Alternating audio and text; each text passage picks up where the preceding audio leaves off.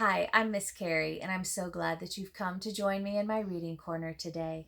My pick for today is Alexander and the Wind-Up Mouse by Lionni. Alexander and the Wind-Up Mouse by Lionni. Help! Help! A mouse! There was a scream, then a crash. Cups, saucers, and spoons were flying in all directions. Alexander ran for his hole as fast as his little legs would carry him.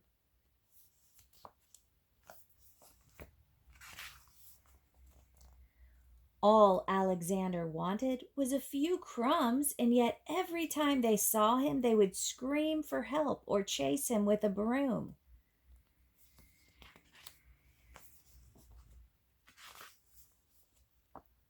One day, when there was no one in the house, Alexander heard a squeak in Annie's room. He sneaked in, and what did he see? Another mouse, but not an ordinary mouse like himself. Instead of legs, it had two little wheels, and on its back there was a key. "Who are you?" asked Alexander.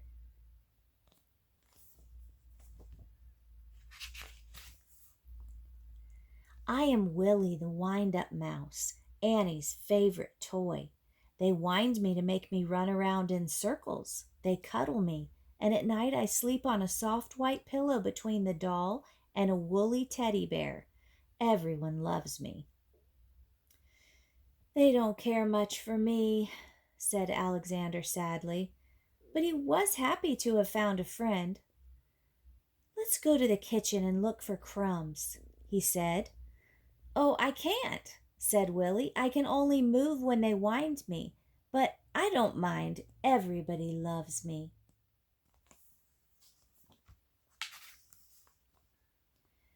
Alexander, too, came to love Willy. He went to visit him whenever he could.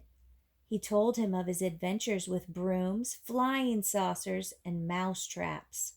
Willy talked about the penguin, the woolly bear, and mostly about Annie. The two friends spent many happy hours together.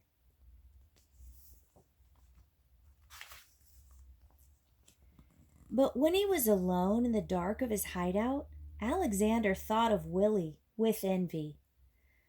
"Ah," he sighed, "why can't I be a wind-up mouse like Willy and be cuddled and loved?"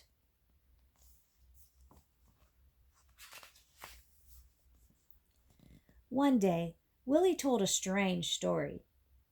"I've heard," he whispered mysteriously, "that in the garden at the end of the pebble path, close to the blackberry bush, there lives a magic lizard who can change one animal into another." "Do you mean," said Alexander, "that he could change me into a wind-up mouse like you?"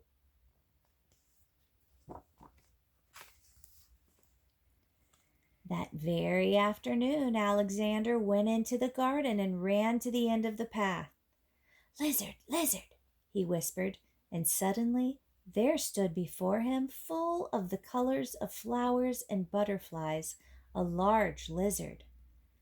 "Is it true that you could change me into a wind-up mouse?" asked Alexander in a quivering voice. "When the moon is round," said the lizard, "bring me a purple pebble."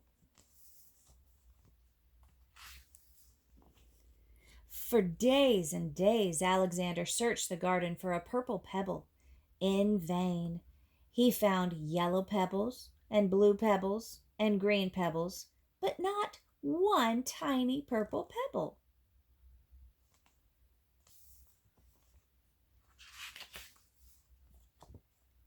At last, tired and hungry, he returned to the house.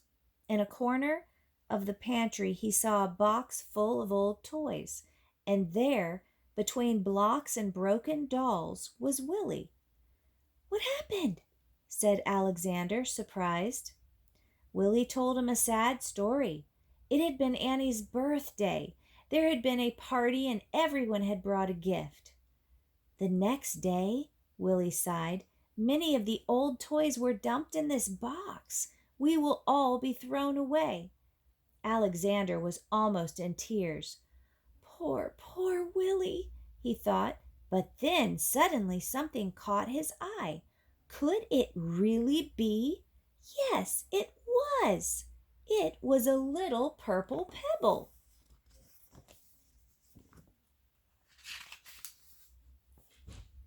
All excited, he ran to the garden, the precious pebble tight in his arms. There was a full moon. Out of breath, Alexander stopped near the blackberry bush. Lizard, lizard in the bush, he called quickly. The leaves rustled, and there stood the lizard. The moon is round, the pebble found, said the lizard. Who or what do you wish to be? I want to be. And Alexander stopped. Then suddenly he said, Lizard, lizard, could you change Willy into a mouse like me? The lizard blinked. There was a blinding light, and then all was quiet.